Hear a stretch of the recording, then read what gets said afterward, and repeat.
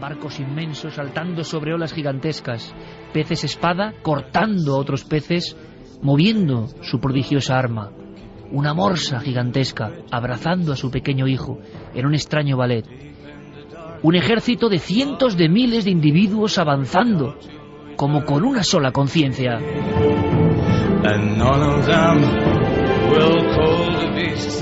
Ballenas impresionantes, 10, 20, 50, 100 al mismo tiempo, siendo captadas por las cámaras. No, amigos, no me pagan nada, evidentemente, los creadores de océanos. Lo digo como lo siento, como el que ve algo absolutamente prodigioso que te reconcilia con la imagen y con el trabajo de los hombres.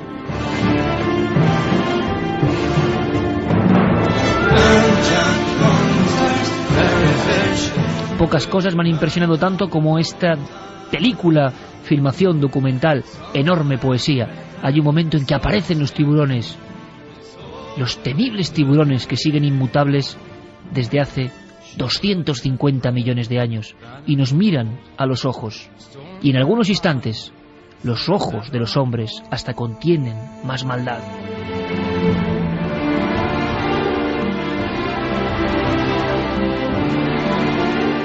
Prodigiosas especies como el narval, con su cuerno legendario, su diente tomado como artilugio de unicornio, atravesando los hielos, una especie de armonía común que estamos rompiendo, una especie de identidad, de pertenencia al planeta. Hay un instante en este documental que a mí me pone la carne de gallina, un niño y su abuelo en un museo, y simplemente están mirando a los ojos de especies en vitrinas, pero al fijarse, debajo pone animal extinguido.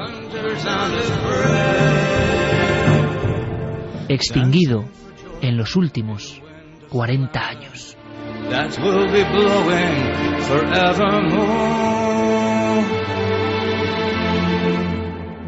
Estamos cambiando los parámetros de comportamiento.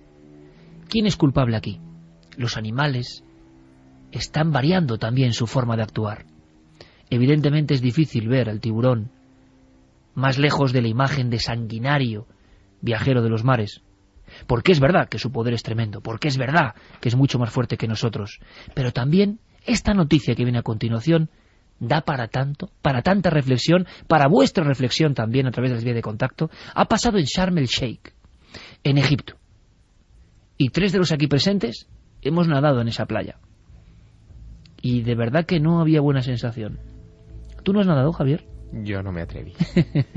Hiciste bien. El único Carmen y yo que sí. hay aquí. Claro, aquí se ve quién es el listo, porque claro, lo lógico era no bañarse y ahí. tienes los inconscientes.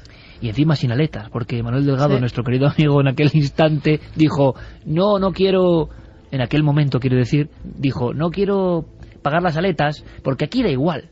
Y de repente empezamos a hacer una especie de danza, todo eran rocas, no se podía poner el pie.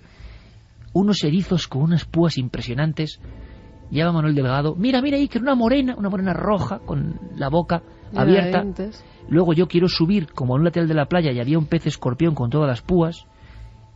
Se habla de tiburones. Una raya manta. Con motas moradas, de con picadura mortal, moradas, pasando sí. a tu lado. Sí. Y entonces todo eso a la altura, amigos, de la cintura. Claro, el mar rojo, el vergel de especies del mundo.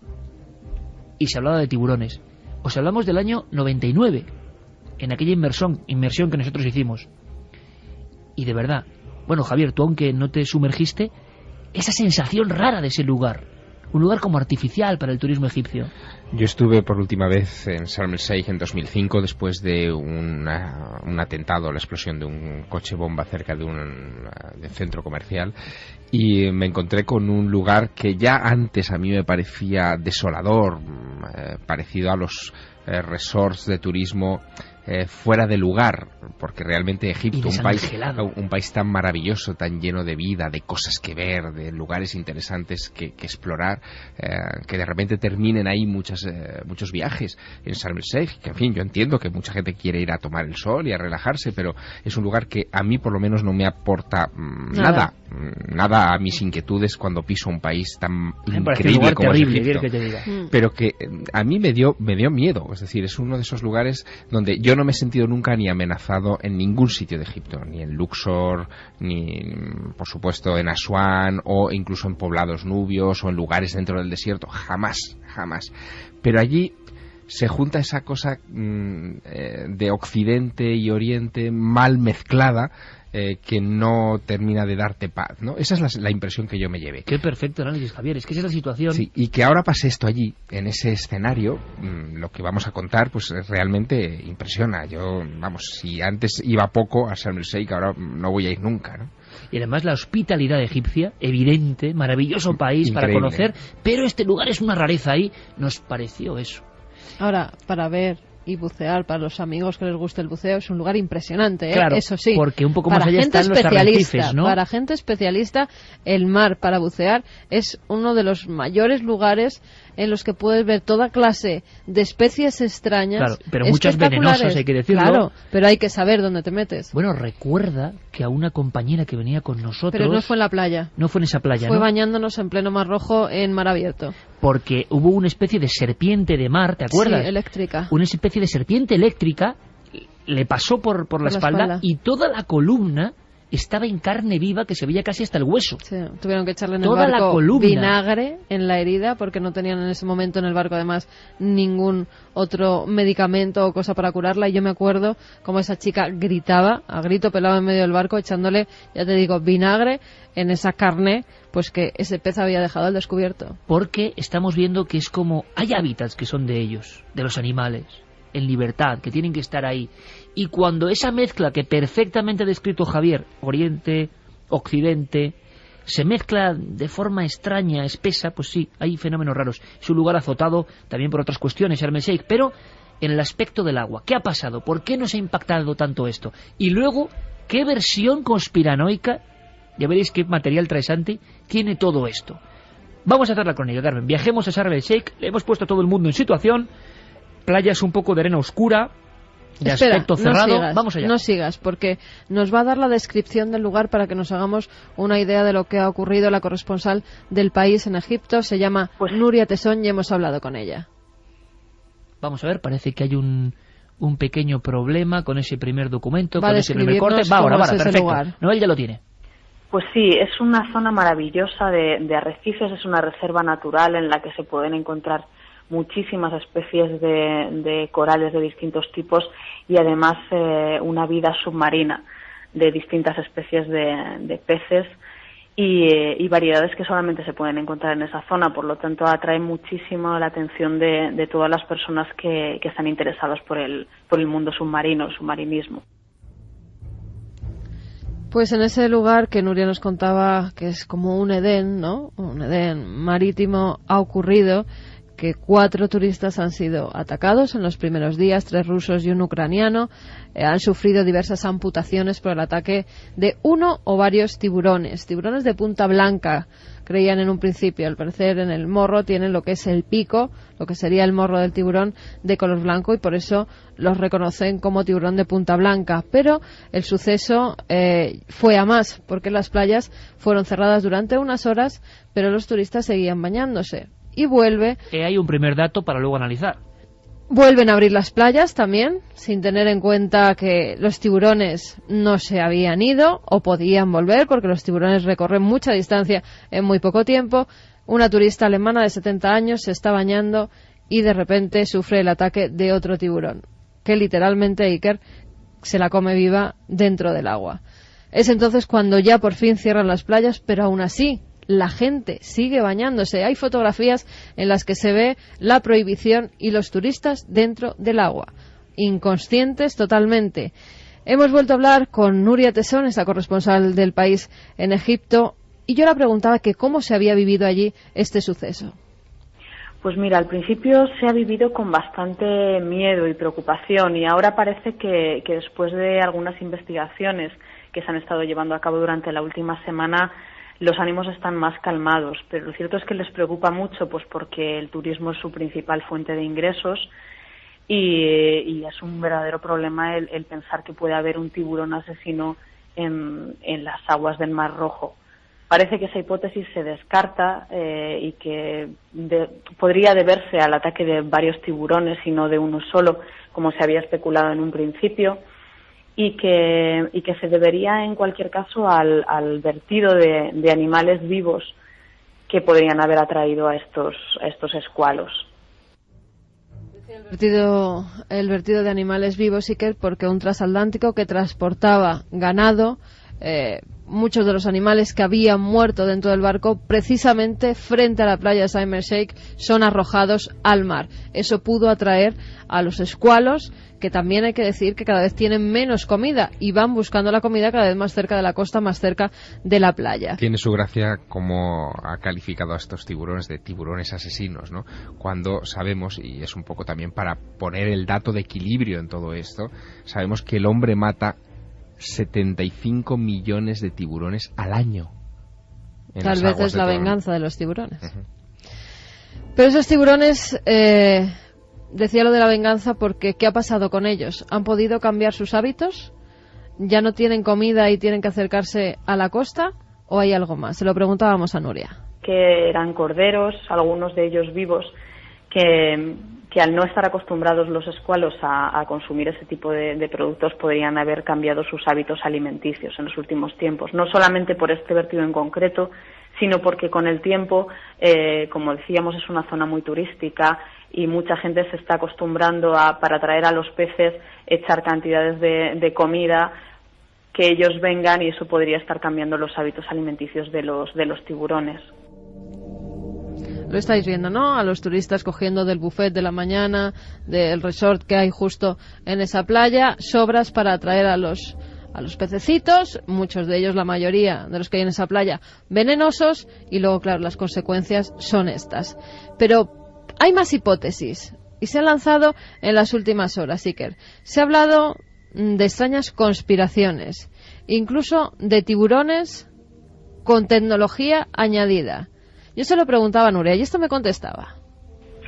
Sí, hace unos días hubo unas declaraciones de un buceador que decía que tenía un compañero, un colega en Eilat, que es una zona de playa, una zona costera de Israel, en el Mar Rojo, en el que había encontrado al parecer un tiburón con un GPS. Por supuesto, todos los servicios israelíes se apresuraron a desmentir esa noticia un tanto fantasiosa, y aunque en un principio el gobernador del Sinaí le dio crédito, pues porque consideraba que se debían barajar todas las hipótesis, al final se desdijo de sus palabras y piensa que no puede ser que los israelíes estén intentando atentar contra el turismo con un tiburón asesino. Bueno, está claro que esto sí que merece una reflexión.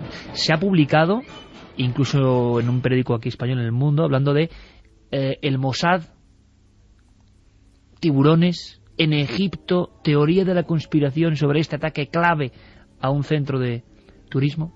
Bueno, para empezar hay que tener en cuenta que estamos en Egipto.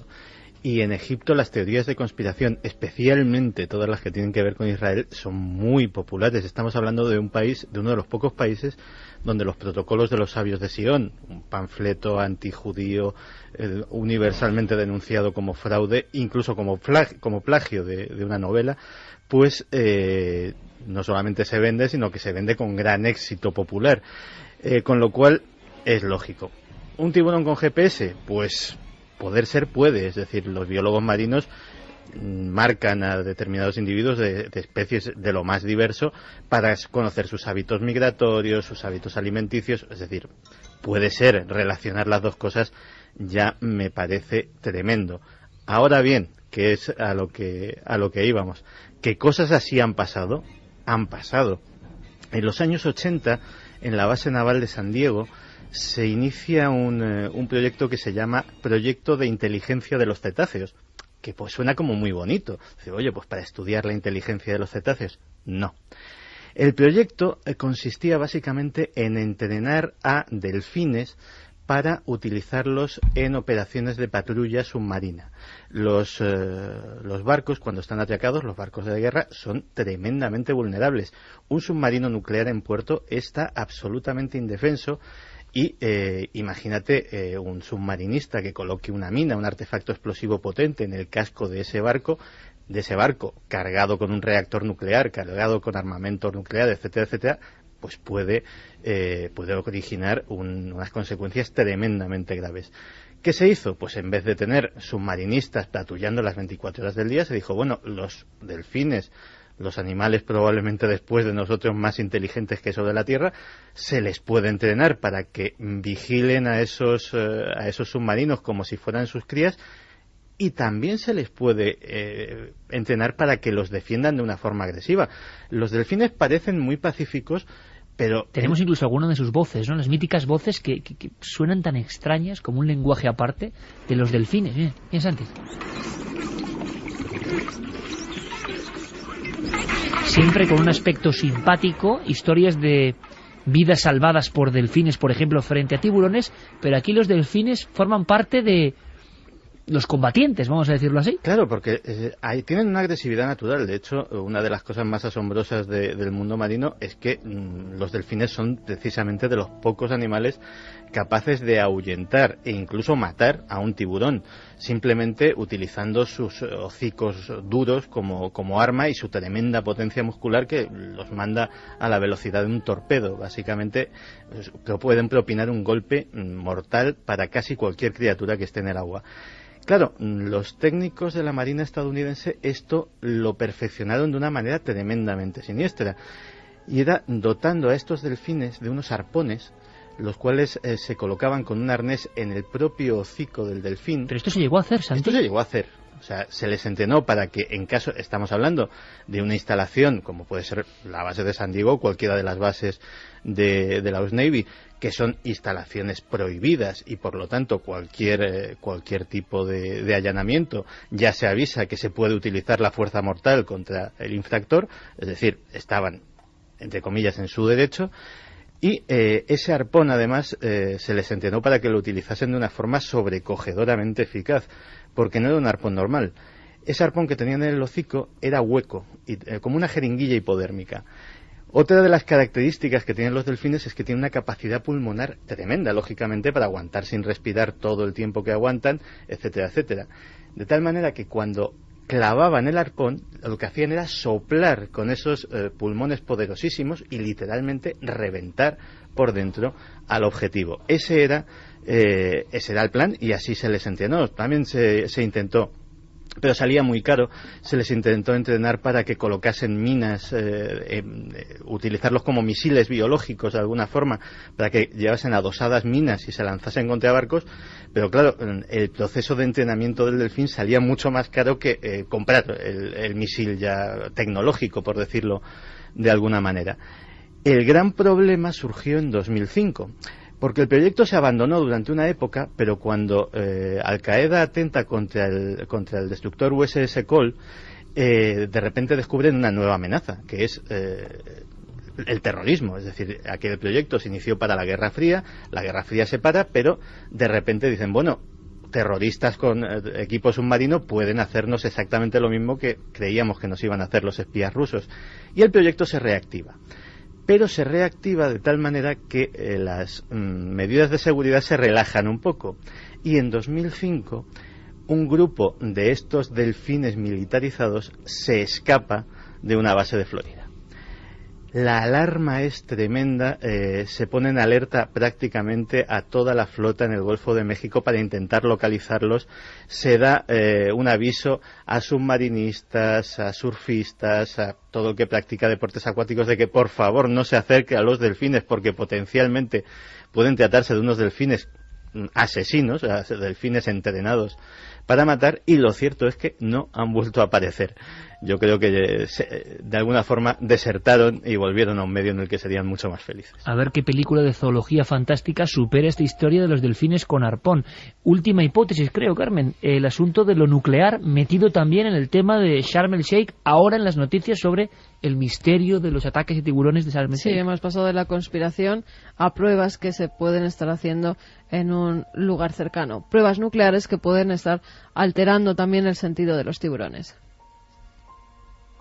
Sí, en el Golfo de Aqaba Es un golfo que comparte las costas de Israel, Egipto, Jordania y Arabia Saudí, y al parecer hay quien ha asegurado que se habrían realizado unas pruebas nucleares y que podrían haber producido emisiones que habrían derivado en un calentamiento del agua, con lo cual también se estaría atrayendo a los tiburones porque buscarían aguas más cálidas en una época en la que no sería normal que hicieran esto.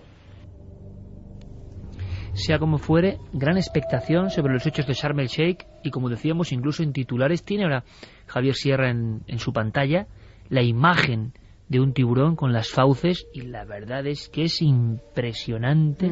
La dentadura es capturado. Es uno de los ejemplares capturados allí en esa zona, sí. Es absolutamente terrorífico. Es de hoy del Daily Mail, que además cuenta la historia de una de las víctimas, de Olga Marcinko, y dice: creí que era un delfín, ahora que estábamos también hablando antes de delfines, entonces hundió sus dientes en mí, mordiéndome una y otra vez. Esta mujer está todavía en el hospital del Cairo, con un brazo prácticamente devorado por uno de estos tiburones, y salvó las piernas gracias a que llevaba puestos las chanclas. Entonces el tiburón parece que se enredó con el calzado y con eso evitó que la devorase. Tremendo. Después de estos hechos, preguntaba a Nuria Tesón, recordemos que es la corresponsal del País en Egipto, que cómo estaban viviendo en estos momentos, que qué habían hecho, quién había ido a estudiar a estos ejemplares, ¿se sabía algo nuevo? ¿Las playas seguían abiertas o estaban cerradas del todo? Esto nos contestaba Nuria. Pues las playas siguen cerradas. Se abrieron por unas horas hace un par de días, pero volvieron a ser cerradas ante el temor de que se produjeran nuevos ataques. Porque como algunos expertos consideraban hace unos días, algunos expertos del Centro de Biología de Egipto, no se sabe cuándo pueden atacar. Los tiburones se mueven con mucha facilidad, pueden recorrer cientos de kilómetros en un solo día, entonces no se puede abrir ninguna parte de las playas porque puedes tener una abierta y efectivamente en la siguiente puede haberse movido el tiburón, entonces no hay seguridad, por lo que siguen cerradas. 3:30. Ahora bien, paradigma de nuestro tiempo, no sé qué pensáis, chicos, estampa perfecta de lo que es el turismo masificado y los comportamientos que hemos visto, por lo menos yo los he visto, en ruinas, con yacimientos arqueológicos, con el paisanaje propio, porque muchas veces, y tengo que decirlo porque lo siento así, y a veces es que pasa con compatriotas nuestros, van a otros lugares creyendo que tienen derechos sobre los demás, o que las cosas son como de atrezo, que todo les pertenece. Mira qué tiburón, vamos a ver si nos hacemos una foto. O sea, hay cosas tan extraordinariamente arriesgadas que el viajero que ha viajado un poco no haría jamás, que se rompen, se vulneran constantemente. El ejemplo es personas bañándose después de que hayan amputado miembros a 4 individuos y han matado y han devorado prácticamente a otra. Y la gente, ¿cómo vamos a perder el día de playa? ¿Hay que bañarse? Pues hay que bañarse. Es el mismo principio, y quizá yo esté un poco mozo con todo esto de... En esta exposición hay un cuadro que es muy famoso y todo el mundo remolinado y da igual, no saben lo que se ve ni lo que se deja de ver, y otros cuadros mucho más importantes están sin ni un solo espectador, ¿no? La sensación de la globalización extrema y del comportamiento un tanto obtuso, y que seguro que yo mismo he caído, cuidado, muchas veces en esto, he procurado no hacerlo, pero es que lo veo, cuando viajo lo veo, como si todo fuese una estampa que han puesto para nosotros, y si hemos pagado el viaje X o el hotel X tenemos derecho a todo. Y claro, sí, pero no con solo un tiburón... no solo eso, Iker, habiendo pasado esto, estando los científicos estudiando, vuelven a abrir las playas. Pues por eso. Porque en estos pocos días un 20% de los viajes que iban a Sharm el Sheikh han sido suspendidos, han sido anulados. Y es antes el turismo que la vida de las personas, ¿no? Lo estamos viendo. Pero es que en nuestro país también pasa. En nuestro país en verano se ven tiburones por el mar, cerca de la costa, y no se cierra ninguna playa, porque sería una pérdida para los chiringuitos tremenda. No, y para todos es verdad que es una pérdida, pero claro, estamos jugando con vidas humanas. Si alguien ha tenido alguna experiencia con tiburones, es bueno que nos la cuente también, porque claro que son unas máquinas poderosísimas, pero también... Claro, que normalmente no atacan al hombre. Claro, normalmente no atacan, efectivamente se asustan del hombre. Pero claro, cuando prueban el hombre, dicen los especialistas, somos tan vulnerables que es muy fácil atacarnos. Ahora habrá que tomar ciertas medidas. Va y se abre la playa y luego se vuelve a cerrar. Es absolutamente increíble y que pase en lugares, como muy bien ha descrito Javier, que son también de postal, una postal como impuesta por el turismo masivo, en fin, eso puede dar más problemas. Espero equivocarme. Vamos, Noel, con una música que puede ser antesala de ese término que ya aparece en todos los boletines, en todos los informativos, Wikileaks. ¿Y por qué Wikileaks? Porque parece que están apareciendo ya materiales que tienen que ver con nuestros temas, esos temas que os interesan.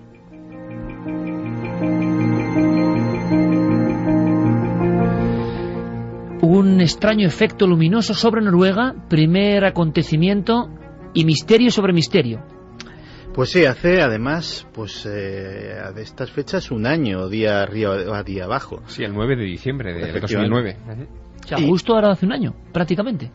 Pues como celebración de ese aniversario, en diversos foros de corte conspiranoico ha empezado a correr como la pólvora una noticia que dice que uno de los famosos cables diplomáticos de Wikileaks se refiere a este fenómeno celeste y lo achaca al famoso HAARP, al famoso proyecto que tienen los norteamericanos de estudio de la ionosfera oficialmente en Alaska, y que bueno, muchos piensan que se trata de un arma climática, de un arma para controlar los terremotos. Hay teorías de todo tipo.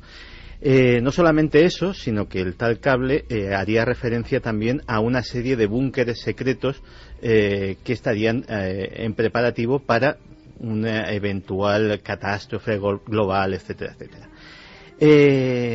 Yo, en cuanto tuve noticia, me fui directamente a la fuente que es Wikileaks. Estuve revisando todos los cables de la embajada de Oslo, todos los cables que se han revelado salidos de la embajada de Oslo. No aparece este cable.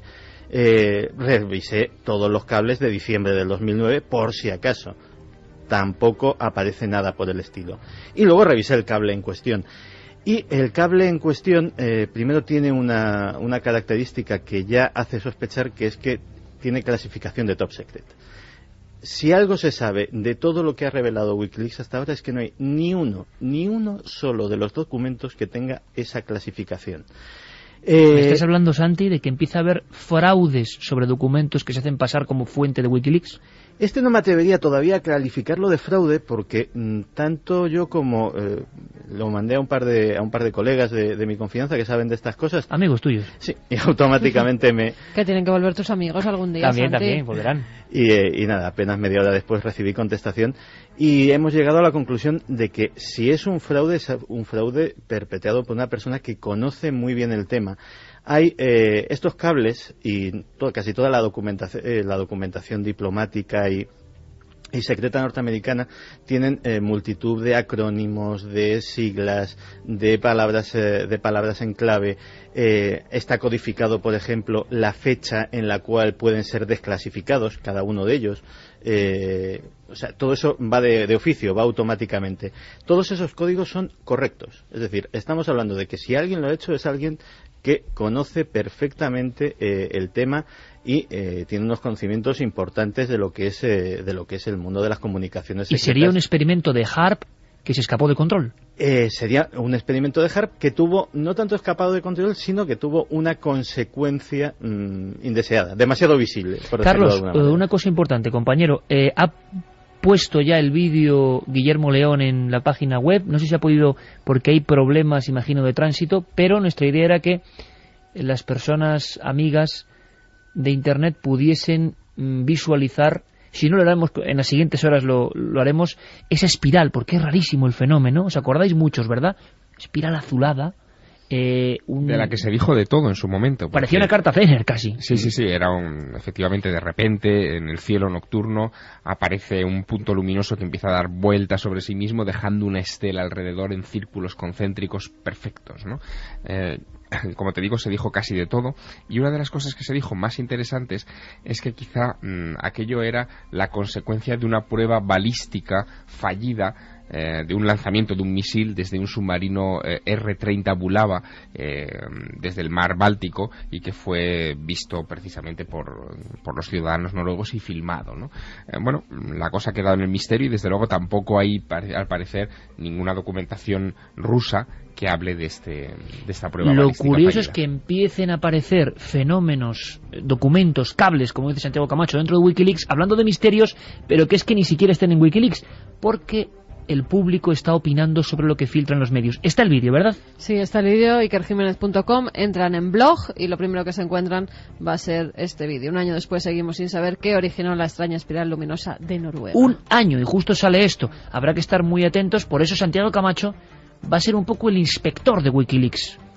Perfecto, Santi, el nombramiento desde el corazón de Wikileaks, o el analista de la cara oculta de Wikileaks, porque ahora parece que va a empezar a surgir ese material que nos interesa especialmente, más que la política, desde luego, y hay que estar muy atentos, y Santi dará las claves con sus contactos, para que estemos bien informados semanalmente. Algunos temas darán para más, seguro, porque ¿os acordáis de aquella increíble oleada de desaparición de abejas? Se escribió mucho de todo eso. Extraños comportamientos de animales. Las abejas están desapareciendo. ¿Wikileaks habla de eso, Santi? No exactamente Wikileaks, porque sí es curioso ya el fenómeno, digamos, de la aparición del primer documento apócrifo de Wikileaks. Tampoco lo es menos el caso que vamos a citar, porque digamos que el ejemplo está cundiendo. Y ya no solo se filtran documentos a Wikileaks.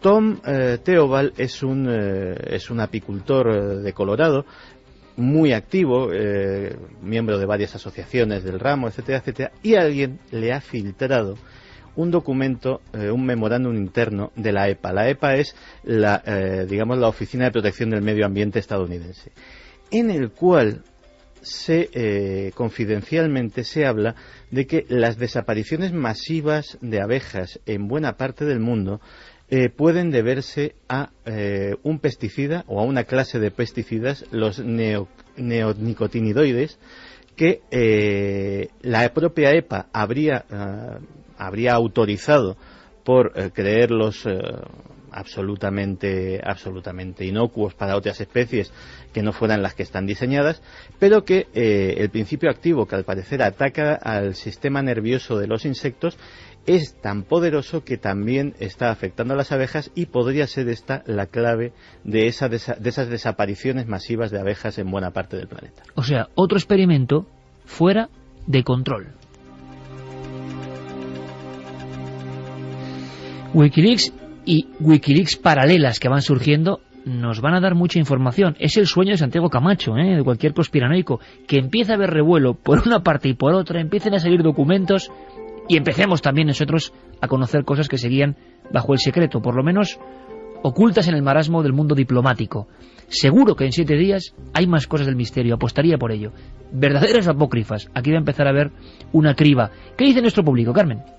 Pues vamos con mensajes, vamos a repetir Iker las vías de contacto: 27699, palabra clave milenio, espacio, vuestros mensajes, milenio3 con número @cadenaser.com y www.cadenaser.com. Daniel nos decía: Santi, ¿qué opinas del atentado de Suecia? No es extraño que haya coincidido con todas las manifestaciones y la detención de Assange. ¿No es curioso que haya sido en Suecia, en donde lo acusan de violación? Pues la verdad es que no lo conozco en detalle, acabamos casi de conocer la noticia.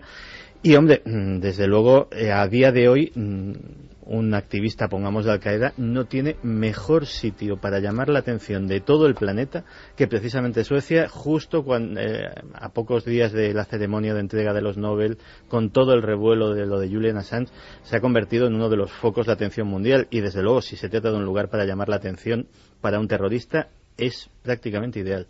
Iba a decir una cosa como de perogrullo, pero qué de cosas están pasando, qué de cosas están pasando en el mundo en esta franja de tiempo precisa que estamos viviendo. Qué bueno tener un micrófono para poder contarlo también, ¿no? Fina Tomás de Vilanova nos dice que triste el ser humano tratando de hacer de un mamífero tan sociable como es el delfín un destructor.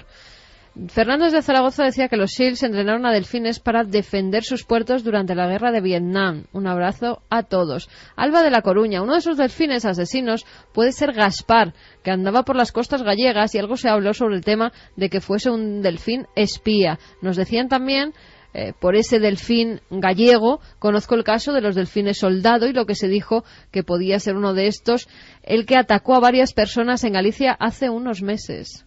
Bueno, Caramba, interesantísimo hay que dato. profundizar, sí señor. Nunca mejor dicho.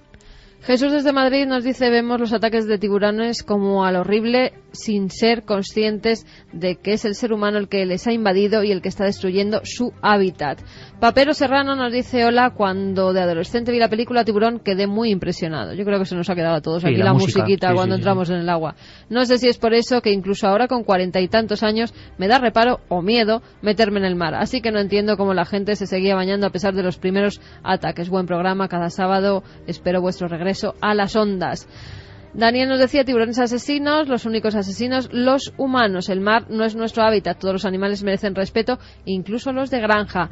Alan, que hacía referencia a la Cueva de la Luna, que es un lugar cargado de energía y se recarga de quien entra allí. Abel, saludos, creo que ha habido algo de sugestión por vuestra parte. La música recordaba al mar y las olas y mucha gente por eso votó las ondas. Yo voté al cuadro. Bueno, es que en cierta forma la música puede influir. Yo Claro. le estaba hablando fuera de micrófono con Manuel porque hay músicas neutras. Hay músicas que no te dicen nada para hacer este tipo de experimentos. No me puedo creer que haya música de la nada. Hay músicas neutras. Así que la tendremos que utilizar para próximos experimentos. Da un poco de miedo, ¿eh? Música neutra. Bueno, hay mucha música neutra que no dice nada, ¿eh? O sea, tampoco hay que estrellarse.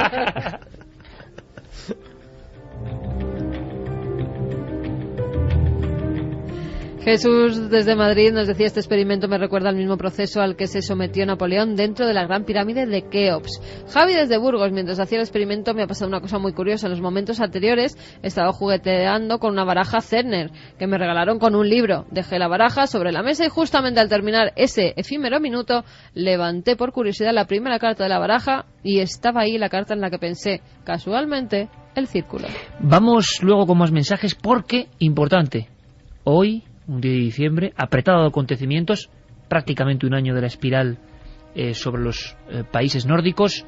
Carlos Largo tiene el informe preciso sobre qué pasó tal día como hoy. Efemérides. Quizá luego Santiago Camacho nos dé un apunte que tiene que ver con la Gran Pirámide y con un hombre, un símbolo también, que se recuerda, John Lennon.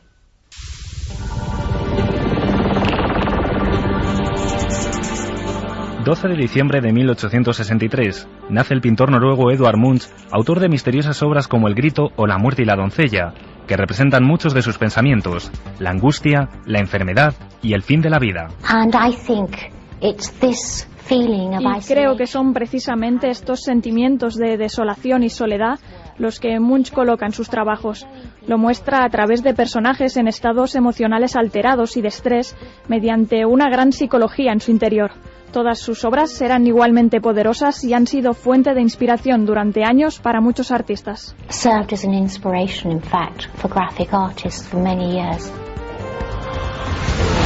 12 de diciembre de 1924, el ingeniero español Juan de la Cierva realiza las primeras pruebas de su nuevo invento, el autogiro, aparato precursor de la moderna aviación que trasladó desde Cuatro Caminos hasta Getafe, en Madrid.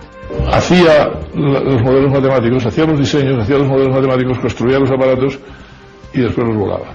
Y eso le dio un entendimiento soberbio de toda la teoría de alas giratorias, que es también su obra, porque claro, eso es la que alimentó el autogiro. Pero básicamente, con ayuda de varios matemáticos muy insignes, entre ellos el profesor Rey Pastor, aquí en España, pero básicamente desarrolló también la teoría de vuelo de alas giratorias, que es quizá una de las teorías más complejas en aerodinámica hoy. 12 de diciembre de 1935, el jefe de las SS, Heinrich Himmler, funda una de las organizaciones más terroríficas de la Alemania nazi, el proyecto Lebensborn. A fin de alcanzar este propósito, Himmler urgió a los miembros de las SS a tener cuantos hijos pudieran con mujeres de raza aria. Estos niños habrían de convertirse en la columna vertebral de una nueva generación de nazis racialmente puros. 12 de diciembre de 1955, nace Sisto Paz Wells, fundador de la denominada Misión Rama, grupo peruano al que pertenecieron hasta 300.000 españoles entre 1976 y 1980, generando toda una fiebre por los contactos extraterrestres durante aquellos años. Yo no quería hacerlo porque no quería ni engañarme yo, ni engañar a nadie, menos algo que era ridículo. Pero tanta fue la insistencia que simplemente para demostrar que no era verdad, nos prestamos para repetirlo, y me sorprendí mucho cuando nuevamente recibo un mensaje y se nos dice que vayamos a 60 kilómetros al sur de Lima, porque el 7 de febrero del año 74, a las 9 de la noche, veríamos aparecer la nave, y esa sería la confirmación de que el contacto era real. 12 de diciembre de 2004, la efeméride de Milenio 3. La nave del misterio se trasladaba hasta Extremadura para conocer algunos de sus misterios. Una noche llena de sorprendentes historias como la de Antonia Batista, la niña endemoniada de Villafranca de los Barros. En la villa de Villafranca, en 9 días de octubre, sus mercedes don Mateo Vaca Liria y Diego López Barragán, alcaldes ordinarios de esta villa, por su majestad, abren, por mandato de la reina gobernadora, en persona del licenciado José Beltrán de Arnedo, un pliego para la investigación del caso de una niña de 3 meses y medio, hija de padres portugueses estantes en esta villa, que habló inexplicablemente por el mes de septiembre pasado ciertas palabras. Nos han preguntado mucho, evidentemente, por la situación de ese ser malévolo, Chapman, y lo que poca gente sabe, estoy seguro, Santi, es que John Lennon, entre su vida de aventuras y de conexión con el misterio y lo sobrenatural y lo esotérico, pasó una noche como Napoleón en la Gran Pirámide. 79, concretamente, John Lennon y Yoko Ono están viajando por Egipto y consiguen permiso para pasar una noche dentro de la Gran Pirámide. Eran unos apasionados de la cultura egipcia. De hecho, se cuenta que John era una persona que era un coleccionista y comprador compulsivo, y se hizo, nadie sabe cómo, con varias momias egipcias que guardaba en el sótano que tenía en el edificio Dakota. Con dinero todo recompra. Y John Lennon tenía momias en el Dakota. Claro, vamos a ver. El día 8 se cumplió. Está sembrado, Santi. O sea, delfines con arpón. Wikileaks apócrifo. Y todo en Egipto. Todo en Egipto. Todo en Egipto. Sí, señor. Claro, el pasado día 8 se cumplieron 30 años de la muerte de Lennon. Y aproveché para repasar algunas cosas que tienen que ver con lo oculto y con el misterio en la vida y en la muerte de John Lennon. Por ejemplo, muy poca gente sabe también que John Lennon y Yoko Ono tenían un tarotista en su corte, digámoslo así, de cabecera, que era Charlie Swan. Charlie Swan acudía prácticamente todas las semanas y muchas veces, varias veces a la semana, al apartamento del edificio Dakota, pues ya era casi como un amigo, y a echar las cartas. En la última semana le salía insistentemente a John Lennon, cada vez que abría una carta le salía la carta de la muerte. Y Charlie Swan le intentaba apaciguar y le decía, no, si no pasa nada, esto significa cambio, va a significar que este va a ser tu año. Esta vez yo creo que el significado de esa muerte fue bastante más literal de lo normal. Por otro lado, Yoko Ono estuvo coqueteando con temas como la brujería, como la santería. Viajó a Colombia a visitar a una famosa hechicera a la que pagó $60,000 para que le enseñara algunas de sus mejores maldiciones. Es decir, hay toda una historia, pero David Chapman, el asesino, tampoco se libra, porque se ha hablado de lo demente que estaba y está, de los 10 años que se tiró odiando mortalmente a John Lennon, pero por ejemplo una cosa que se ha contado muy poco es su vinculación con el satanismo. Chapman, hay un momento previo al asesinato de John Lennon que se empieza a interesar por estos temas y que hace rituales satánicos en su casa, desnudo, con música de los Beatles. Maltrata a su mujer en aquel momento en un paroxismo extraño de violencia y planea hacer una verdadera masacre, porque no era John Lennon el único que quería matar. Santi, vamos a hacer una cosa. Dossier, próxima semana, John Lennon y su lado oculto. Da para ello. Claro, es que yo creo que es increíble. Estamos ya en el tiempo de esos cambios de música, de la buena energía, de los oyentes. La semana que viene, Santi, Dossier John Lennon, ¿te parece? Hecho. Es increíble. Primero, gracias a toda la gente, ¿verdad, Javier? ¿Verdad, Carmen? En Toledo, sí, que estuvo con nosotros presentando el libro de unos buenísimos amigos, de Javier y de Luis, grandes conocedores de Toledo.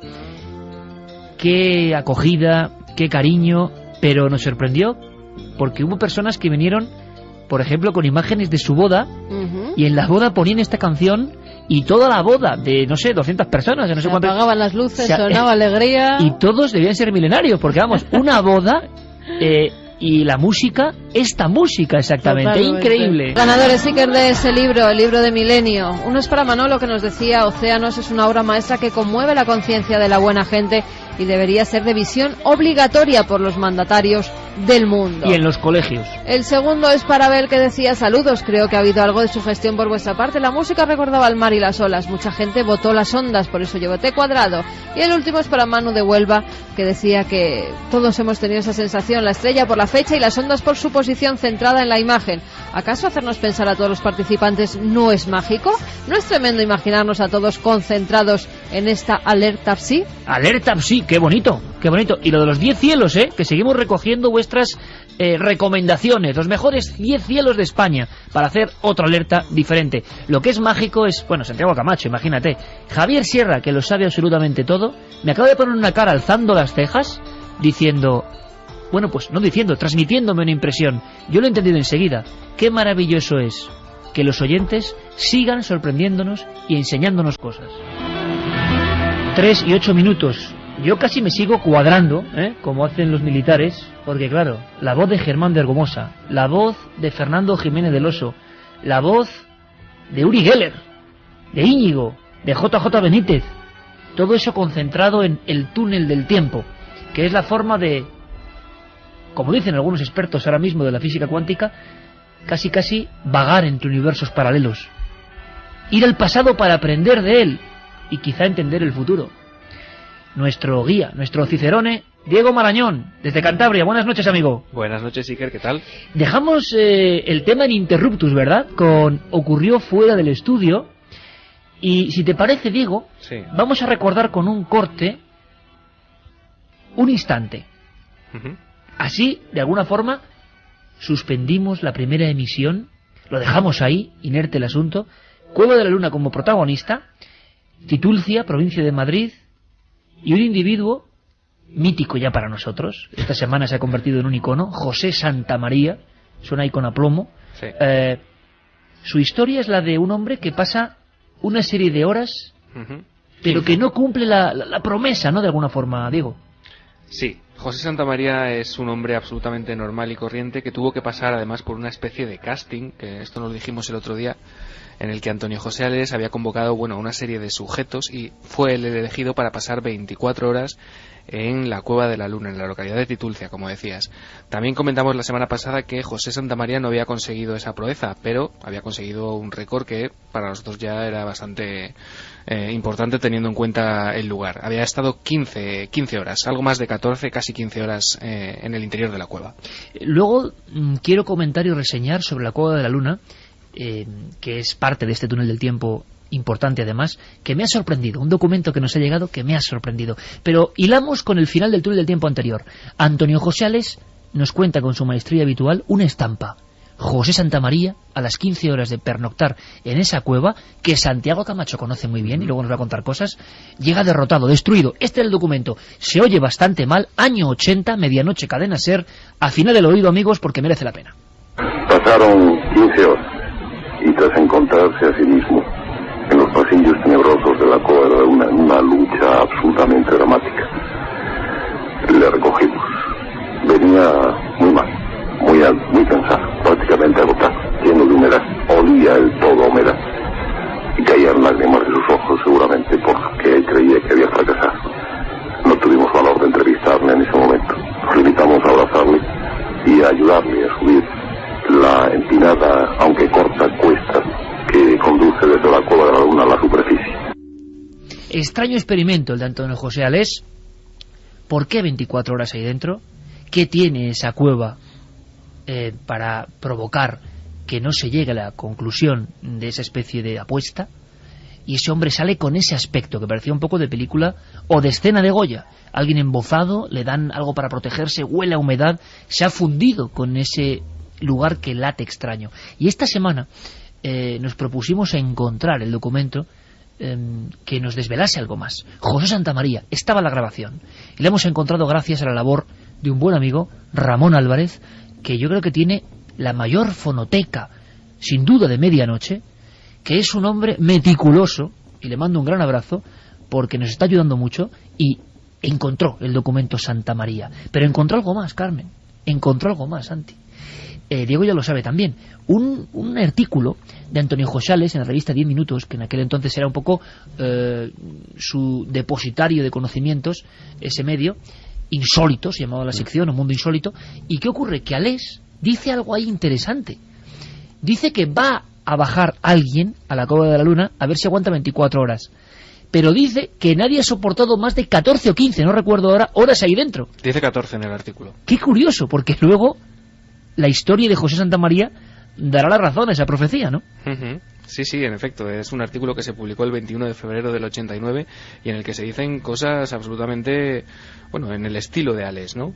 Por ejemplo, hay algún párrafo un poco truculento, ¿eh? Sí, que merece la pena resaltar. Por ejemplo, Alés decía que las características del recinto hacían pensar en un centro para el sufrimiento y que la cueva, como un ser vivo, mostraba la perfecta dualidad dentro de un marco general opresivo y siniestro. A mí me encanta, no sé si se puede decir que me encante, pero me ha llamado mucho la atención unas líneas del artículo en el que dice: Iker, ¿tú sabes lo que es la cadaverina? Sí, la cadaverina, ese olor de la muerte, ¿no? Sí, señor.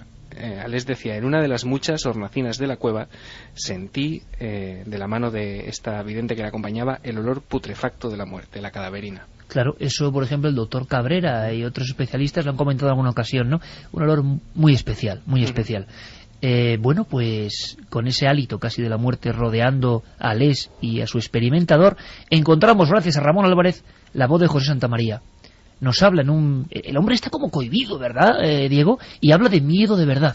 Bueno, es que hay que decir que José Santamaría era una persona absolutamente normal, que nunca había estado delante de un micrófono, que no se dedicaba a pasearse por los medios de comunicación.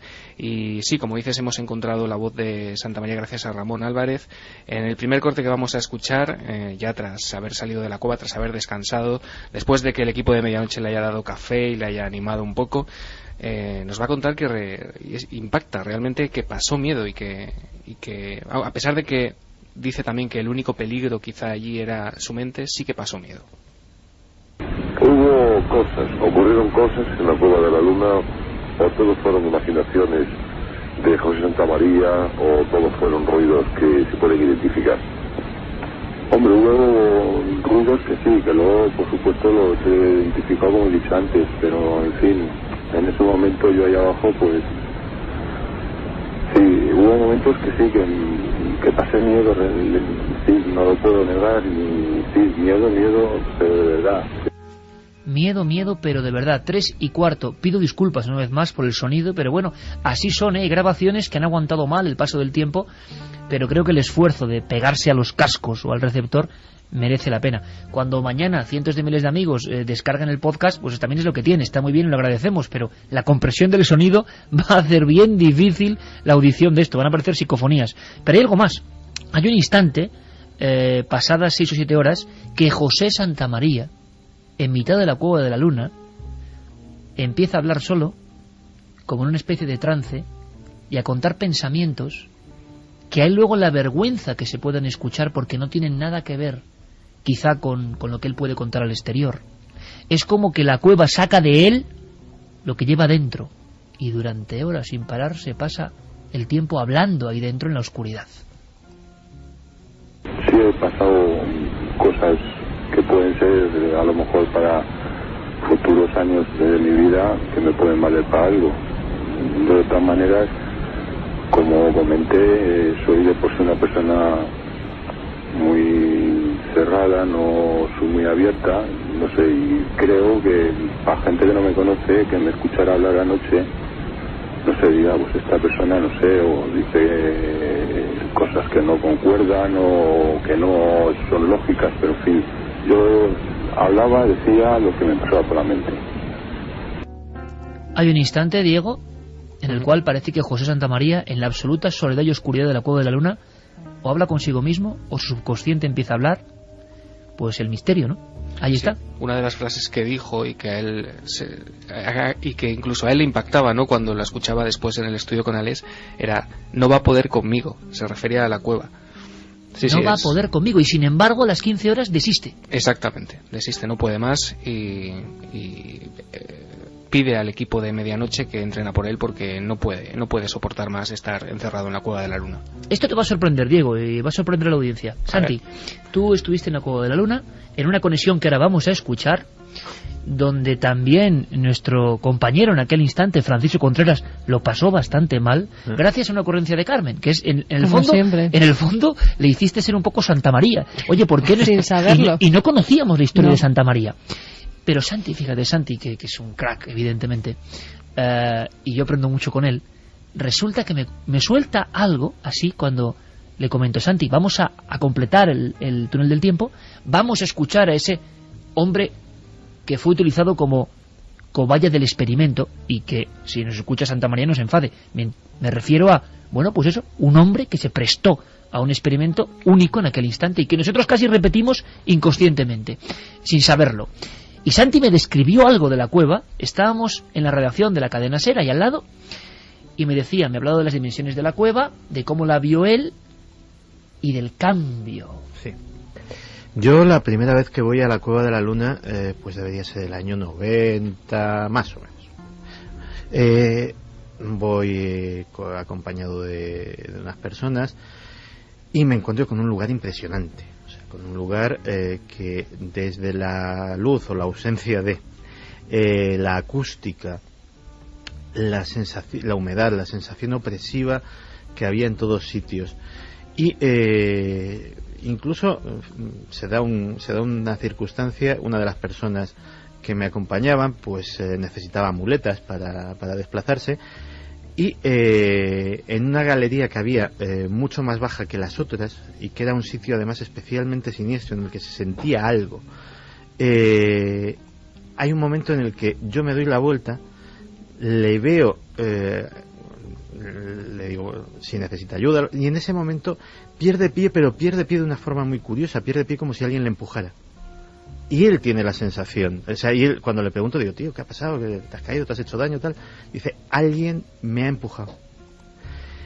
Pues yo tenía la sensación, eso ya es muy subjetivo y como tal lo lanzo, yo me llevé, cada uno de los que fuimos nos llevamos una, y yo me llevé la sensación de que allí había algo. No me preguntes si una energía, si una presencia, pero se percibía algo que no se percibía con los sentidos. Aquello era un lugar que respiraba en cierto sentido muerte, pero que estaba vivo, que tenía una vida interna.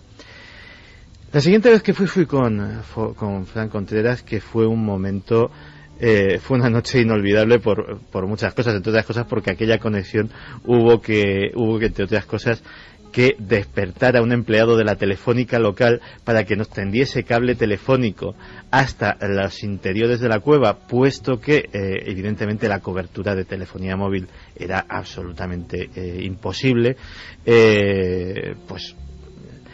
Fran lo consiguió, porque lo conseguía todo a golpe de entusiasmo, y claro, llegó el momento de bajar y de hacer ese primer reconocimiento. Y me encontré con una cosa que no me esperaba. Aproximadamente en esos años, un cuarto de la cueva, que son unas galerías, que no es ni grande ni pequeña, sino todo lo contrario, pues a lo mejor todo cabría en este estudio, que es un estudio grande. Eso sí que lo puedo decir. No, tal vez en dos. Fue una proporción más, dos estudios como este, sería una proporción más exacta al tamaño normal. Pero en esos años, un cuarto de la cueva, la esquina, digamos que según entras por la escalera de caracol que da acceso, estaría a mano izquierda, había tenido un derrumbe serio. Ya había zonas que no estaban accesibles, y sobre todo ya no se podía hacer el circuito redondo, cuadrado, completo. Y había otra cosa. Fuera lo que fuese, por el derrumbe o por lo que fuera, esa sensación había desaparecido por completo. Había muerto lo que había ahí. Exactamente. O sea, yo tuve, insisto, esto es muy poético, muy subjetivo, pero es como lo viví. Casi, creo que hasta, si no lo dije en voz alta, lo pensé y dije: estás muerto. O sea, ya lo que sea no habita aquí, no está. Tampoco nadie sabe para qué se construyó o se modificó la entraña de Titulcia para hacer esa cueva, pero hay una emisión, y es verdad que con enorme entusiasmo conseguimos algo que yo creo que no es moco de pavo, que es la transmisión en vivo del sonido desde el interior de la Cueva de la Luna, donde la cobertura es imposible.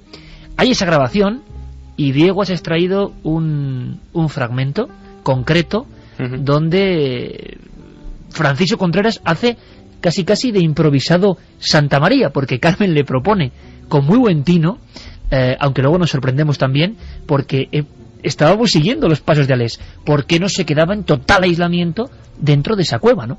Sí, ocurrió en septiembre del 2005, en Milenio 3, como dices, y lo que le pedisteis a Fran era que hiciese el famoso ritual de la vela, o la experiencia de la vela, que consiste en básicamente recorrer la Cueva de la Luna a la luz solo de una vela y en completo silencio y, por supuesto, en completa soledad. Fran lo intentó y la verdad es que yo creo que es un corte, aparte del misterio que conlleva, es un corte simpático. Pues yo no sé si alguien sabe cómo es la prueba exactamente. Yo no sé si hay una tradición concreta. Paula Altavoces decía que era recorrer la cueva, una persona completamente sola, con la vela. Carmen, eso es lo que decía Paula Altavoces, ¿no? Bueno, mientras voy preparando, ¿me tengo que estar a solas? ¿Completamente solas? Sí, completamente solas. Santiago, es lo que dice la prueba, ¿no? Santiago, subes un momento a la entrada. César, Antonia, que me tengo que quedar solo. Con la cámara de vídeo hemos tenido problemas, curioso. Suele pasar en esos lugares llamados de poder, que las baterías se vienen abajo. Pues oye, te escucho agitado. ¿Dónde estás exactamente ahora? A ver. En la cúpula. En la cúpula. ¿Hay que hacer algún tipo de recorrido por cada uno de los brazos de esta cueva? Ahora mismo hay 2 galerías que se pueden visitar bien, y lo que empieza es el recorrido. Estoy andando por la principal. La verdad es que el silencio es un poquito acongojante. Carmen, por favor.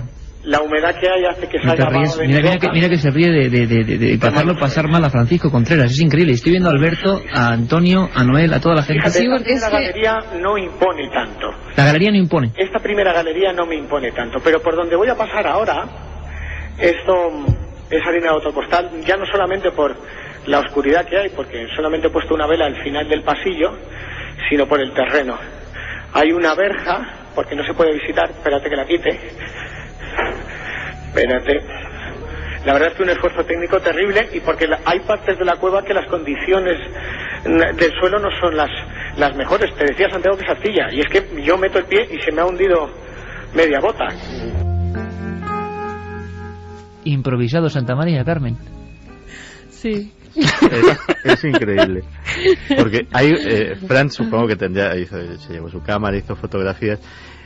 Yo aquel día... hay otra escena que es brutal, sí. Claro, porque... Era del hombre elegante dentro de la Cueva de la Luna. Yo aquel día no recuerdo si por boda, bautizo o comunión... Una boda, tenías una boda. Sí. Acudía al llamado de Fran, que en aquel momento pues colaboraba con Milenio. Yo esporádicamente no tenía, digamos, el puesto fijo que tengo ahora, y como conocía el lugar y conocía un poco la historia, oye, pues acércate conmigo y vamos a que cuentes también pues la historia y tus impresiones del lugar.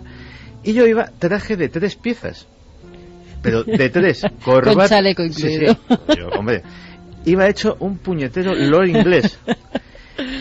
Y la verdad es que no hubo mucha diferencia en las cosas que hicimos en el interior, Fran y yo. Pero Fran, no sé cómo se las arregló, que salió de barro hasta las cejas. Y yo te juro que no me manché ni los zapatos. Vamos, el pañuelito en la solapa, o sea, una cosa absolutamente increíble. Una experiencia muy bonita, justo antes de embarcarnos en la historia de la tele, septiembre del 2005, y ya he mencionado yo a Noel Calero, ¿eh? Sí. Parece mentira, pero Noel también se hace mayor. Era un niño. Era un niño. Bueno, pues la Cueva de la Luna, la conexión pasó fuera del estudio, ahí estaba Milenio 3, pero es que medianoche, éramos seguidores de medianoche, como, repito, inconscientemente lo hicimos, y además ahora mismo me cuentan mis compañeros que ha llamado la mujer de José Santamaría. No me lo puedo creer. Sí. Sí, está Carlos hablando con ella. Y qué bueno. Y José Santamaría, que por lo menos vamos a ver si podemos hablar con él, ¿no? Saludarle, aunque sea, porque Desde luego, qué experiencia más bonita. Esto es la magia de la radio. Desde luego. Esto es la magia de la radio, Diego Marañón. El poder del túnel del tiempo, el poder de decir historias bonitas de la radio, de poner unas grabaciones con más de 30 años que se escuchan mal, que Diego las recupere, que amigos como Ramón Álvarez nos ayuden, y que ahora, digamos, a las 3:27, aquel hombre que estaba allí en la soledad más absoluta se llamaba José Santamaría.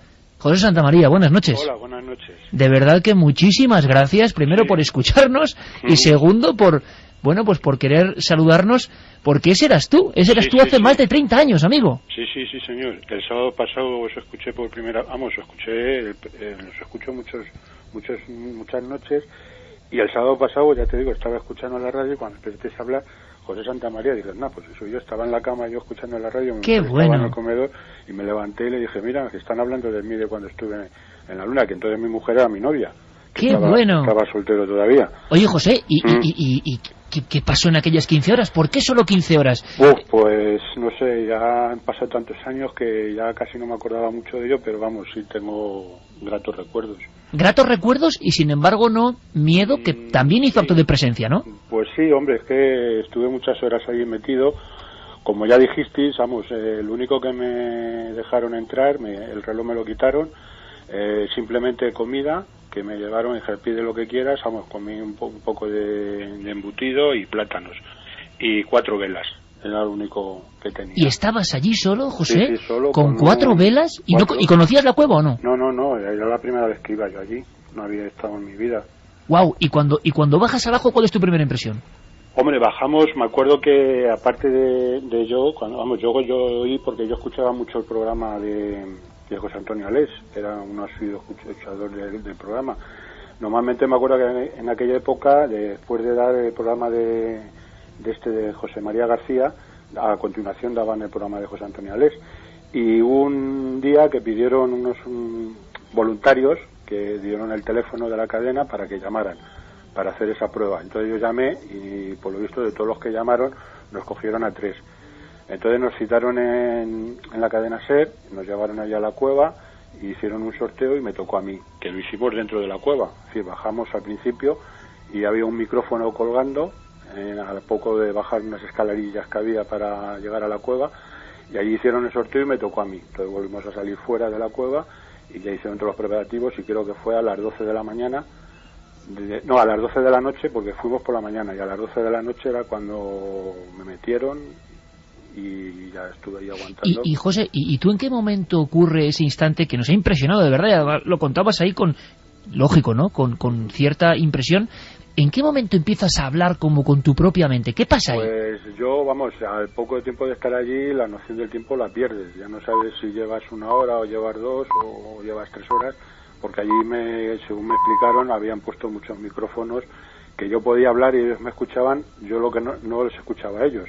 Si yo al retorno de que ellos me hablaran o si comentaban algo, yo no oía nada.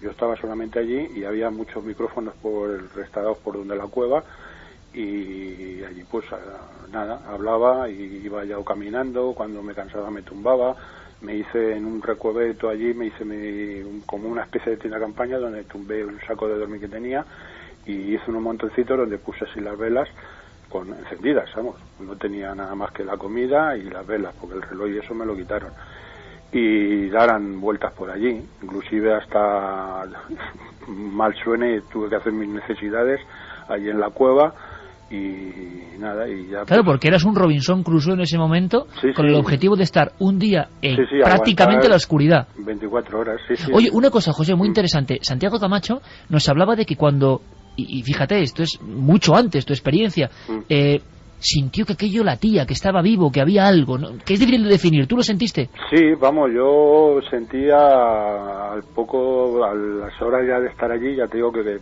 pierdes la noción del tiempo, pues sí, sentía cosas, algunos ruidos. Hubo una vez que inclusive me asusté bastante porque iba caminando por la cueva y vi un ruido no muy grande que dije, salto así como un taco que me sorprendía, y luego me comentaron ya una vez fuera que por lo visto era como una especie de una cantarilla y que debía de pasar algún coche y hizo aquello, pero claro, yo en la cueva no me imaginaba que fuera aquello.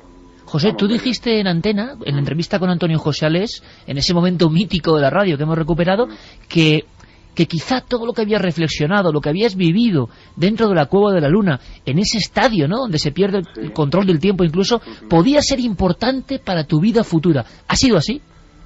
Pues hombre, no lo sé exactamente, porque yo luego he seguido mi vida normal, ¿no? Vamos, ya no he hecho ningún experimento de estos, excepto eso que te he comentado, de que nos invitó a un castillo, pero vamos, allí fuimos con mucha gente, porque fuimos más de 20 y tantas personas. Y no, vamos, no que me haya afectado mucho, pero vamos, yo me sentí allí. Hubo un momento en que sí, que me sentí un poco mal, empecé a hablar de cosas de crío, de pequeño, que me habían pasado y no sé, ahora mismo no recuerdo, pero vamos, me tiré muchas horas hablando solo, allí sin nada, como si me... ¿Afloraron recuerdos, por ejemplo, de la niñez de repente? Sí, de cosas de pequeño, de cuando era crío, más joven. Y sí, vamos, fue una experiencia bonita, aunque con un poco de miedo. O sea, que tiene esa doble cara, como decía Les, por un lado la impresión, pero por el otro lado es como, José, porque la imagen es maravillosa, un hombre, 4 velas, el centro de la tierra de Titulcia, y como si te estuvieras entrevistando a ti mismo o a tu pasado. Sí, fue una cosa parecida de esa, sí. ¿Y por qué en la hora número 15, José, no aguantas más? ¿Qué pasa? ¿Qué te obliga a subir? ¿Qué recuerdas? Pues ahora mismo no tengo muchos recuerdos así, pero vamos, que me encontraba como agobiado, no sé, ya te digo que no sabía el tiempo que llevaba allí puesto, no sabía si llevaba 4, 5, 6 horas o 12, que no tenía ni idea a la hora que era. Y ya pues lo que te pasa, que estás allí solo, ya aburrido, había dado muchas vueltas por la cueva, con una de las velas de las 4 que tenía iba encendiendo de 2 en 2 para, digo, yo no sé el tiempo que me durarían las velas, porque eran unas velas corrientes de estas de 10 o 15 centímetros, redonditas normales, y aguantaba pues con ellas, iba encendiendo 2, así, llegué a gastar 2 enteras, yo sí recuerdo, y me quedaba todavía 1 y media, y ya te digo, me paseaba por allí, tumbaba, intenté dormir, pero no, eso fue, que luego lo que me comentaron, dice, si te hubieras quedado dormido, a lo mejor hubiera llegado, pero digo, no pude, fue imposible conciliar el sueño. ¿Repetirías, José? Pues hombre, no lo sé, yo creo que ahora sí, porque ahora es una persona más madura, más, aunque tampoco era muy joven, vamos, ya tenía unos años, pero vamos, sí me gustaría a lo mejor intentar repetir el caso, a lo mejor ahora sí aguantaría 24 pues horas. Igual lo intentamos. José Santamaría, ha sido un honor que vivir contigo este momento de radio. Estaremos en contacto. Un fortísimo abrazo, compañero, gracias. Nada, muchas gracias a ti y un abrazo para todos del programa. Un abrazo muy grande, José Santamaría. Adiós.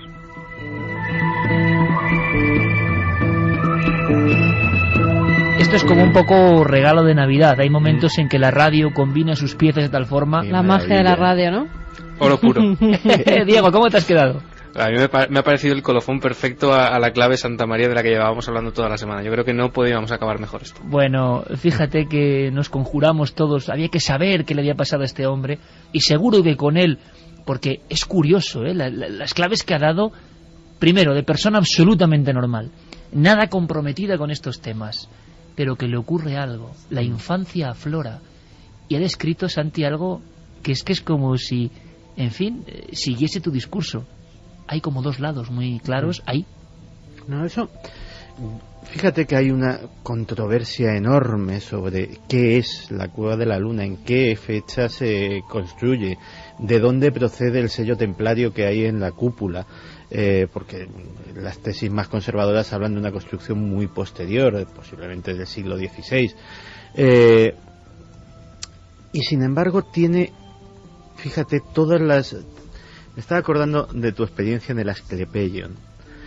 Tiene todas las connotaciones de un lugar hecho para imaginar y para sacar cosas del interior de la gente. Alex llega a hablar de útero maligno, es un poco fuerte, ¿no? Pero llega a decirlo. Sí, y desde luego, no sé si... Bueno, nunca... La verdad es que no conozco a nadie que le haya inspirado cosas demasiado buenas. Eso, y en eso me incluyo. Pero efectivamente sí que de útero tenía mucho de estar absolutamente aislado en un claustro impenetrable, y sí que una experiencia de soledad allí tenía que ser, yo no lo intenté en ninguna de las dos ocasiones, pero puedo concebir que tiene que sacar del interior de una persona, o al menos en la época en que aquel recinto estaba intacto, tenía que sacar cosas insospechadas. Pues el tema, dice Carlos Largo, que está candente, que mucha gente está llamando, que vive experiencias allí, así que tenemos que hacer algo, de nuevo, sin duda alguna, porque Alés, controvertido, polémico, pero también maestro en la comunicación, sin lugar a dudas, hablaba de ¿y qué menos misterio que la mente? En una cueva contigo mismo. Se sueñan cosas muy extrañas, ¿eh? Totalmente de acuerdo. Muy extrañas. Y el tiempo pasa de forma distinta. Yo he tenido la oportunidad de dormir en Nyon, ¿no? En Nyon, en Francia. Casi nada. Del cansancio que tenía ya del rodaje que llevábamos tan duro, que mientras hacíais una grabación estaba además... una de las cuevas más impresionantes del mundo. Sí, había muchísima ¿Y recuerdas algo del humedad. sueño? Recuerdo ir flotando en un lago oscuro. Una experiencia como de un viaje volando sobre un lago. Eso es lo que recuerdo. Auténtico regalo de Navidad. ¿Eh? Placentero. Sí. Auténtico regalo de Navidad. En fin, esto radiofónicamente hablando, yo entiendo que haya gente, evidentemente, que digan, bueno, pues un testigo. No. Para nosotros es muy especial y sabemos por qué lo decimos. Que de pronto, en la noche, ese testigo hace 30 años, José Santamaría, pues diga, aquí estoy, y os estoy escuchando. Y del que nunca hasta ahora se había vuelto a saber nada, desde aquel 13 de octubre del 81. Es que nunca había vuelto a salir a la palestra, es increíble. Y tan increíble, Diego. ¿Qué te parece si ponemos broche? Hablaremos de acontecimientos diferentes ocurridos, porque solo de Milenio 3, fuera del estudio, y muchas cosas. Pero ¿por qué no ponemos broche, homenaje a Alés y a eso que hablo yo de la fuerza de la comunicación, que lo convertía todo en un acontecimiento, sí que decirlo? Luego Alés tendrá detractores, no tendrá detractores. Al final, el pozo que queda es, en mi opinión, es que tú oías la voz de Alés en la noche. Esa dupla, José María García y luego el misterio. Tú oías y te quedabas escuchando, y punto. Puedes estar de acuerdo, ¿no? Pero no quitabas la oreja. Y como muestra, una experiencia... Es que esto es increíble, Carmen. Es que luego, de alguna forma, hemos ido haciendo, sin saberlo, experiencias que ya hizo Alés. Decía Diego Marañón, Alés estaba ahí, ¿no? Siendo pionero, haciendo cosas, radiofónicamente hablando. La experiencia del cementerio. Sorprendente, no solo lo que van a hacer, sino cómo lo describe Alés, ¿verdad, Diego? Sí. En 1980 ocurrió esto. Alés decide realizar un experimento en uno de los cementerios más antiguos de Madrid. Es curioso porque no dice en qué cementerio en concreto, simplemente deja ese dato ahí. Fue una experiencia, como dices, absolutamente pionera, en la que el director de Medianoche reunió a otros voluntarios, en este caso a 15, a los que equipó con magnetofones, para intentar grabar psicofonías en ese recinto. Fue quizá la primera alerta psicofónica sin llevar ese nombre. Año 80, Diego. Año 80. En estos micrófonos, el túnel del tiempo, es que es increíble, ¿no? Hemos dicho, nos permite aunar casi universos y vagar por ellos, y de repente hemos hecho un bucle y hemos encontrado al testigo José Santamaría, o nos ha encontrado a nosotros mejor, en la noche de la radio. Bueno, pues, ¿cómo describe Alés, la voz de Alés, cómo pinta un cementerio? Nos encontramos en un cementerio de Madrid, uno de los más viejos cementerios de la capital de España. Estamos al lado de la tumba de un poeta, reunidos con un pequeño grupo de amigos de la medianoche que nos han acompañado para realizar este experimento. Nosotros no tenemos ni idea si vamos a obtener o no alguna psicofonía, pero a eso venimos, a intentarlo. Hay tumbas muy viejas, algunas de ellas derruidas, algunas de ellas suponemos que olvidadas ya, tumbas lujosas, ángeles con los brazos rotos, otros ángeles nos indican que hemos de guardar silencio, con unas figuras realmente espeluznantes. Son imágenes que pueden quitar el sueño a muchos, sin duda ninguna.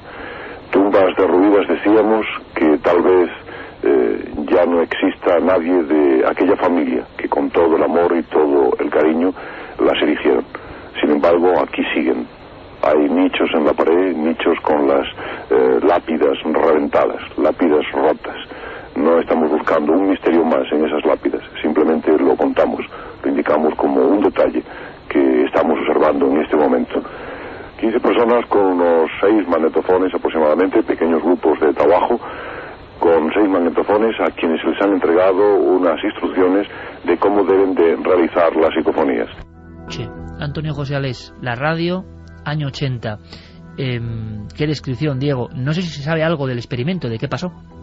Sí, bueno, los resultados no brillaron más bien por su ausencia. Quiero decir, después en ese mismo programa él hacía unas entrevistas a esos mismos voluntarios en las que preguntaba qué les había parecido la experiencia. Supongo que también el hecho de que la experiencia se realizase a las 5 de la tarde, que es algo que no se menciona en ese corte, supongo que tampoco ayudaba a una especial sugestión por parte de los voluntarios.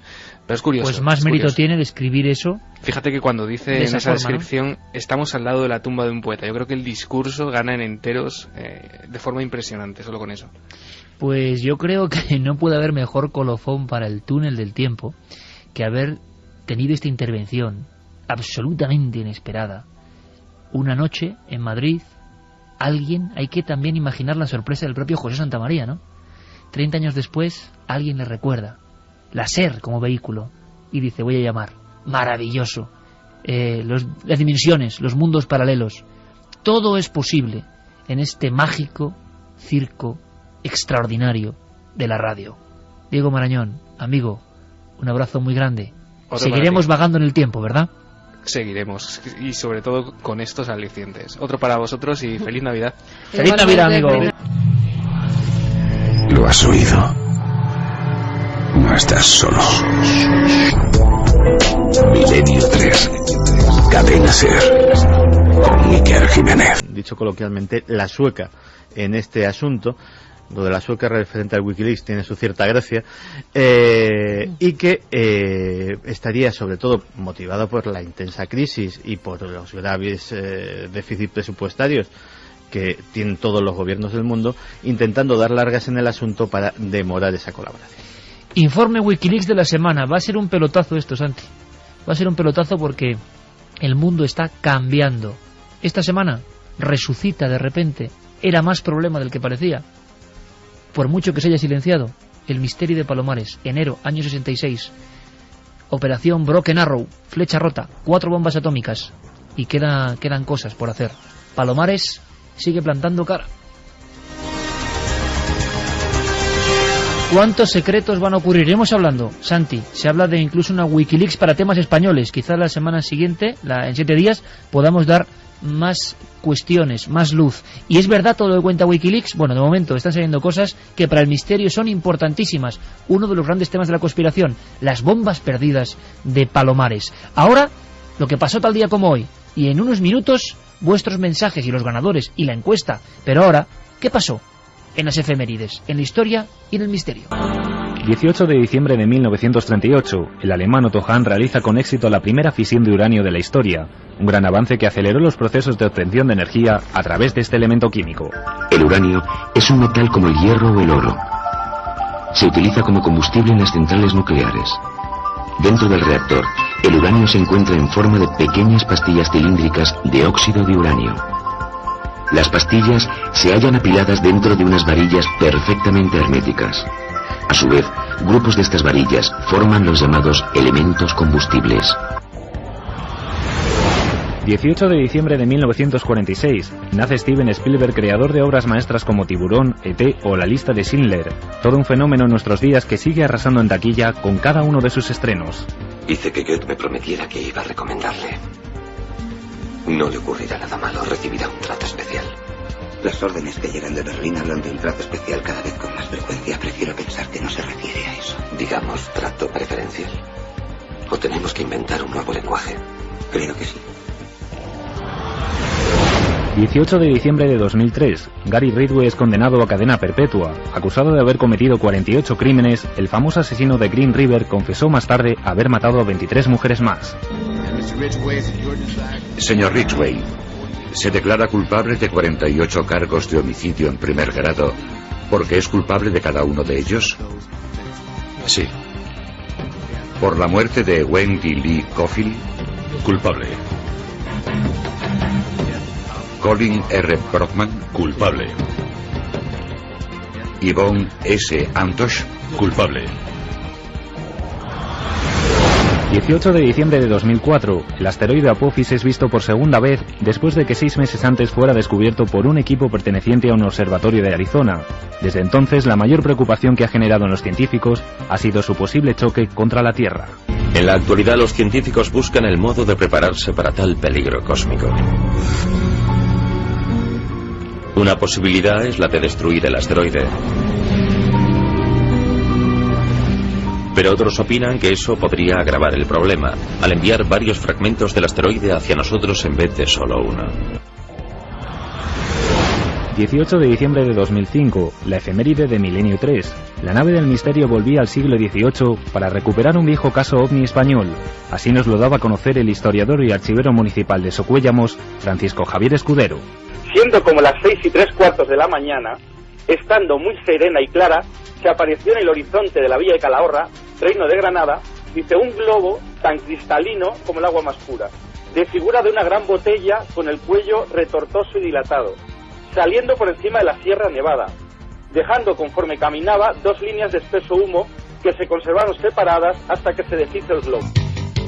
Y los últimos 6 minutos para vuestros mensajes, vuestras opiniones. Pues fíjate, Gandar nos dice, Palomares es la razón de la longevidad de Fraga, y luego dice que la radiación no da poderes. Aunque hay 2 versiones, ¿no? Que se bañó en la playa de Palomares y cómo sostiene, por ejemplo, JJ Benítez, jovencísimo reportero en la época, que fue en otra playa. Ahí está el misterio. Maite nos decía, feliz Navidad a todos, gracias por hablar hoy de John Lennon. Es uno de mis ídolos, era un genio, ojalá le hiciésemos caso y ¿Qué vivamos... impacto ha producido John Lennon, no? Totalmente, y vivamos todos en paz. Además emitían desde la cama esas famosas emisiones en las que decían que la paz, bueno, pues podían estar 10 horas hablando, entraban reporteros, únicamente entraban las camareras a hacerle la cama y ellos seguían hablando. 10 horas hablando y hablando, parecían de Milenio. La gente a saludarles, a insultarles, sí. Era una cosa absolutamente increíble. Más que conspiración, no será maldición. El edificio Dakota albergó la semilla del diablo y se dice que el edificio quedó marcado. Nos lo comentaba Maite desde Valencia. Y la zona es preciosa, pero es el verdad edificio que el edificio es muy bonito, pero es muy macabro, ¿eh? A mí no me parece bonito, a mí no me parece sé. bonito. A mí, claro, voy con la sugestión de la historia y estás allí y, no sé, impresiona. Es un poco oscuro, es un poco como de la luna también. Jesús desde Madrid nos decía, Lennon, personaje rodeado de un halo de misterio casi palpable, mirada enigmática, tenía muchos problemas con la vista, además no quería llevar gafas, y llegaron a encontrársele subido a uno de los carteles de las calles para ver en qué calle estaba, porque no veía 3 en un burro si no llevaba gafas. Por cierto, hablando de gafas, Yoko Ono sacó las gafas ensangrentadas originales y rotas de John Lennon en la portada de un disco, y ello le granjeó muchas amenazas de muerte por parte de sus fans. Pero vaya juego macabro, ¿no? Bueno, voy a dar los ganadores primero, que luego no me da tiempo. Uno de los libros de Milenio es para Lennon, que nos decía, personaje rodeado de un halo de misterio casi palpable. Pues mira, ese era Jesús de Madrid. Mirada enigmática y profunda, compositor mágico, vida intensa y muerte trágica. Otro es para Fina, que decía, la letra de sus canciones era muy profunda. Yo creo que Yoko fue una parte y una fuerte influencia para John Lennon. Bueno, pero hay algo que está claro. Han pasado 30 años y el tsunami que acaba de provocar John Lennon en los mensajes de los oyentes significa que está vivo, es decir, como toda esa gente que dejó un pozo de algo, a favor, en contra, imagino que más a favor que en contra, evidentemente, como artista, pero está ahí presente, o sea, es decir, Lennon y ¡pum!, la atención de mucha gente. Y el último libro es para Pedro Pablo de Madrid, que nos decía, enhorabuena por el programa de La nave del misterio, seguid muchos años. Sobre la muerte de Lennon, leí que Chapman declaró que le había asesinado tras escuchar el disco de Sargento Pepper's, porque unas voces le decían lo que tenía que hacer. Pero si realmente fue así, ¿por qué el día del asesinato no le asesinó por la mañana cuando Lennon y Yoko Ono salieron del edificio Dakota en vez de pedirle un autógrafo sobre el disco? Hace falta un dossier 2, está clarísimo. Wikileaks particular nuestro sobre más cosas de Lennon. Lo pide el pueblo, porque está clarísimo. A mí me ha encantado. Así que, bueno, espero que a vosotros, amigos, también. Bueno, es que nuestro compañero ahora, Javier Alonso, tiene también un poco de pinta de Lennon, ¿verdad? Yo me he dado cuenta ahora, se parece un poco a John Lennon también. La encuesta, no 56,5%, sí 43,5%. ¿No creen que el asesinato de Lennon fuera una conspiración? Aquí yo me he equivocado. Yo pensaba que evidentemente la gente iba a estar más de acuerdo con algún siniestro, ¿no?, movimiento para acabar con Lennon, pero Ahí está la encuesta, inamovible. Como digo, el pueblo ha hablado. Santiago Camacho, como siempre, muchísimas gracias. Hasta dentro de 7 días, que el día 25 en vivo hacemos programa. Que nos tomamos el roscón aquí con los oyentes. Claro que sí, pues nada, feliz Nochebuena a todos. Claro que sí. Carlos Largo, Fermín Agustí, Noel Calero, Coque Peinado, feliz Navidad, amigos, feliz Nochebuena, porque el día de Navidad estaremos aquí, ¿verdad? Sí, acompañados de un buen roscón. Sí, y de todo lo que podamos. Y por cierto, que mañana hay otra repetición de Cuarto Milenio, pero que nadie se alerte. El 26 volvemos. En Navidades, además, programas nuevos de Cuarto Milenio, ¿eh? Sí, señor. Hasta mañana. Sed muy felices. Feliz Navidad.